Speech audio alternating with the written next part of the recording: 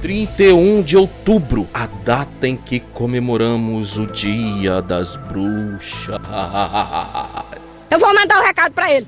O sangue de Jesus tem poder, tem poder, tem poder. O sangue de Jesus tem poder, faz o inferno estremecer.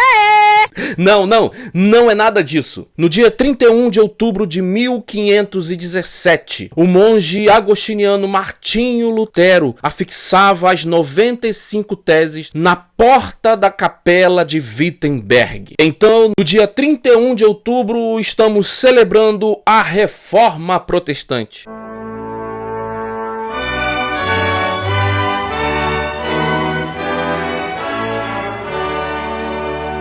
Senta aí que vem história.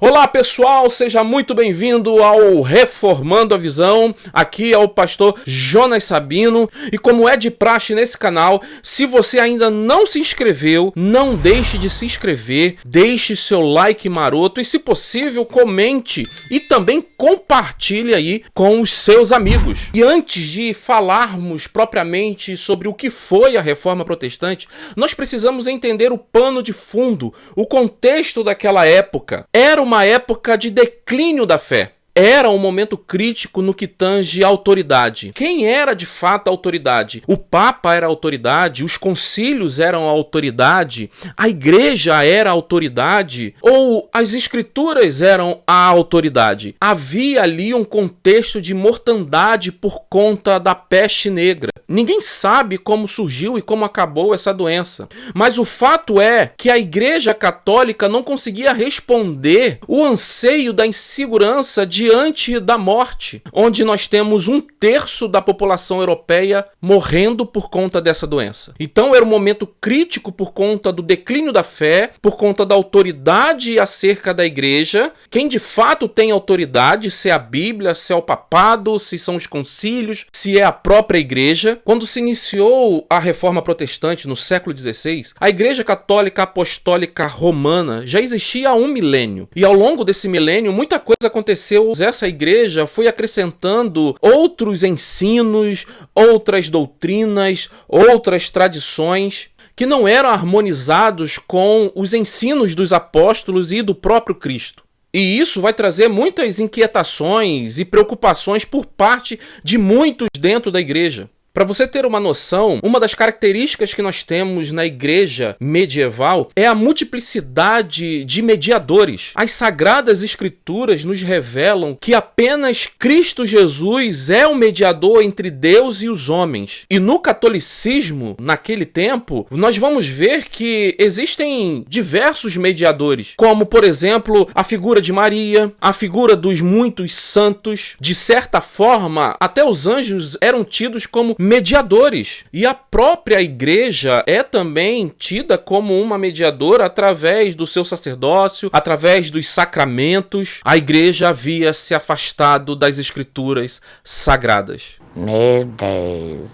O declínio da igreja era tão visível que havia uma divisão dentro da igreja. No período de 200 anos antes da Reforma, a igreja chegou a ter 3 papas. Um papa em Roma, um papa em Avion e no concílio de Constanza elegeram mais um papa. Só que os outros 2 não declinaram do papado. E o que nós vamos ter são 3 papas agora tendo autoridade ou as autoridades da igreja. Mas antes mesmo da Reforma no século XVI acontecer através de Martinho Lutero, nós precisamos entender que muitos séculos antes surgiram movimentos questionadores contra os dogmas e práticas da Igreja Católica. Esses movimentos são conhecidos como os dos pré-reformadores. Lá no século XII nós temos aí o movimento dos valdenses, com Pedro Valdez, lá de Lyon, na França, que questionava principalmente a moralidade da igreja. Logo depois temos John Wycliffe, um sacerdote da Inglaterra, professor da Universidade de Oxford, que vai protestar contra as irregularidades do clero, além de rejeitar os ensinos acerca da transubstanciação na ceia do Senhor e também do ensino sobre o purgatório. E depois nós temos aí um outro grande pré-reformador, que é Jan Hus, que é discípulo de John Wycliffe. Jan Hus era da antiga Tchecoslováquia.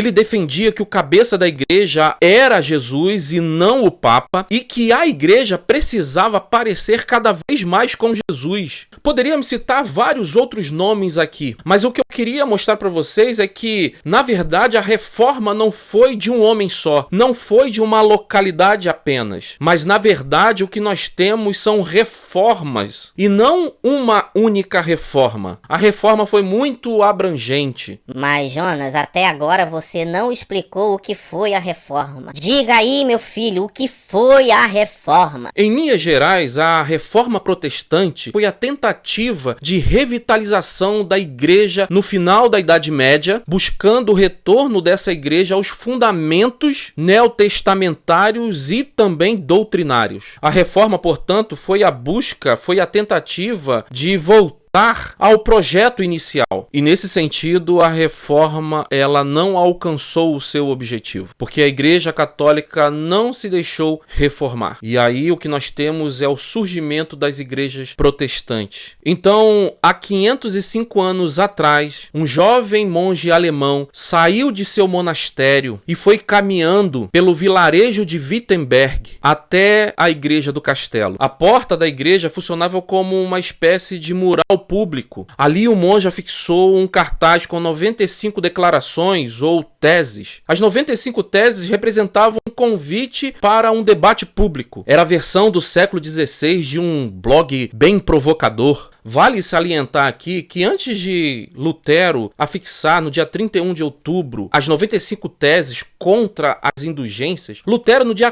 4 de setembro daquele mesmo ano, o ano de 1517, ele vai escrever 97 teses contra a teologia escolástica. E isso é muito interessante nós percebermos aqui, porque primeiramente Lutero ele vai escrever contra uma forma de pensamento, contra a teologia que gerava uma prática. Então Lutero primeiramente vai escrever contra o pensamento daquela época e depois Lutero vai escrever contra a prática daquela época. Eu falei aqui sobre as indulgências, e o que eram as indulgências? As indulgências nada mais eram do que documentos que consistiam na remissão completa dos pecados feito por meio de pagamento monetário. Lutero também vivia uma grande batalha contra a sua pecaminosidade. Cada pensamento de Lutero o acusava a ponto de Lutero não sair do confessionário.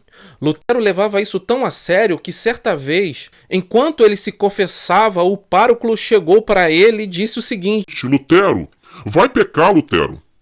Vai pro prostíbulo, vai cometer um pecado de verdade, e depois que você pecar, aí sim você vem se confessar. Até que um dia, Lutero se depara com Romanos 1,17 e a sua vida mudou por completo. Quando ele lê o texto, pois a justiça de Deus se revela no Evangelho, de fé em fé, como está escrito, o justo viverá pela fé. As escamas dos olhos de Lutero caíram e ele percebeu que a sua única justiça vinha do próprio Senhor Jesus. Mas além de Lutero, nós tivemos outros grandes reformadores. Como eu disse, a reforma não foi de um homem só, a reforma não foi monolítica, a reforma não foi apenas de uma localidade, ou seja, não houve apenas uma reforma, mas sim reformas. E para uma melhor compreensão acerca dos principais reformadores, eu vou aqui separar por movimentos para que a gente possa entender de uma forma mais didática.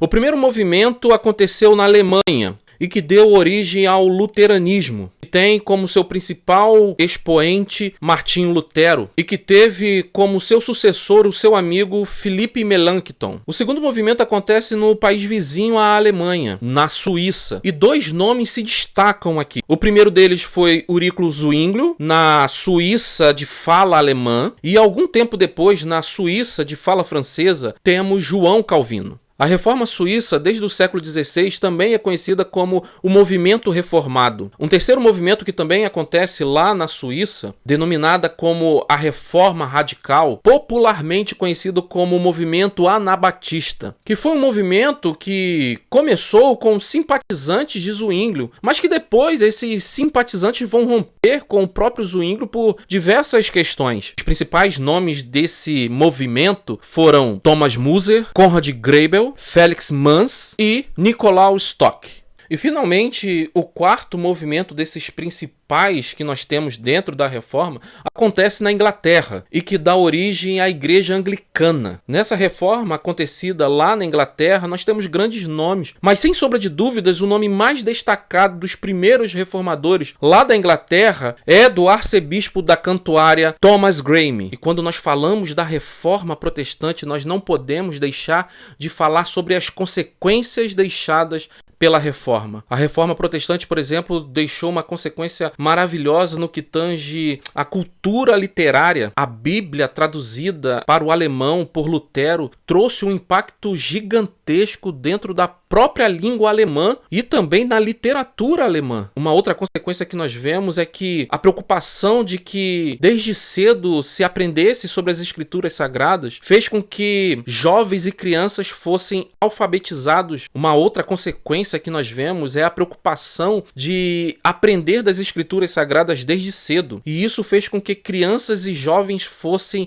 alfabetizados, gerando a criação de escolas de ensino médio e também de universidades, não apenas para pastores, não apenas para aqueles que estavam no clero da igreja, mas também para pessoas simples. A reforma também trouxe consequências sociais, trazendo a valorização do serviço comum, tirando a ideia de que apenas o serviço do clero era um serviço vocacionado, mas todo o trabalho comum sendo feito com dignidade, sendo feito para a glória de Deus, era uma vocação. E isso vai gerar uma nova ética no trabalho e também uma nova forma de lidar com o dinheiro. E a consequência disso é a prosperidade que os países europeus vão ter a partir desse entendimento. O que precisa ficar bem claro é que os reformadores não foram revolucionários. Eles não estavam trazendo uma novidade. A ideia não era fundar uma nova igreja, uma nova eclesia, e sim resgatar os pilares perdidos pela igreja.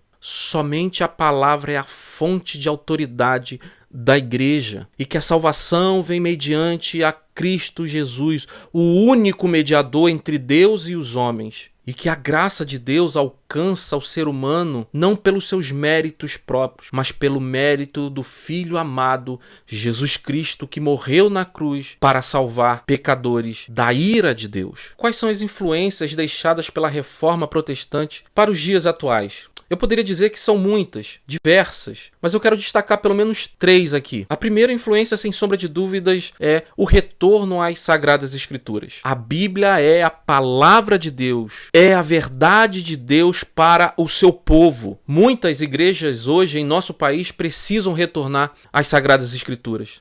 Não basta falarmos da palavra, precisamos viver a palavra, precisamos ser guiados por essa palavra. Uma segunda influência que nós vemos é acerca da proclamação do Evangelho. Proclamar o Evangelho não é você falar sobre moralidade. Proclamar o Evangelho não é pregar sobre novas leis, sobre costumes, mas sim pregar sobre o que Deus fez através do seu Filho amado Jesus Cristo, na vida de pecadores. Pregue o Evangelho e tão somente o Evangelho. E uma terceira influência é a suficiência de Cristo. Cristo é suficiente na minha e na sua vida. Não há salvação fora de Cristo. Jesus não é uma possibilidade de salvação, ele é a nossa própria salvação.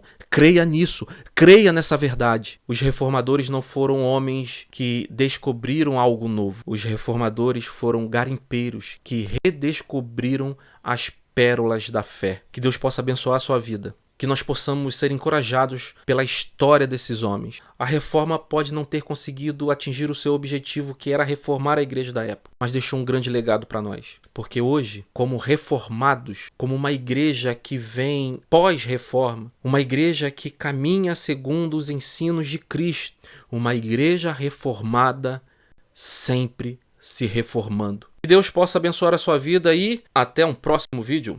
Tchau!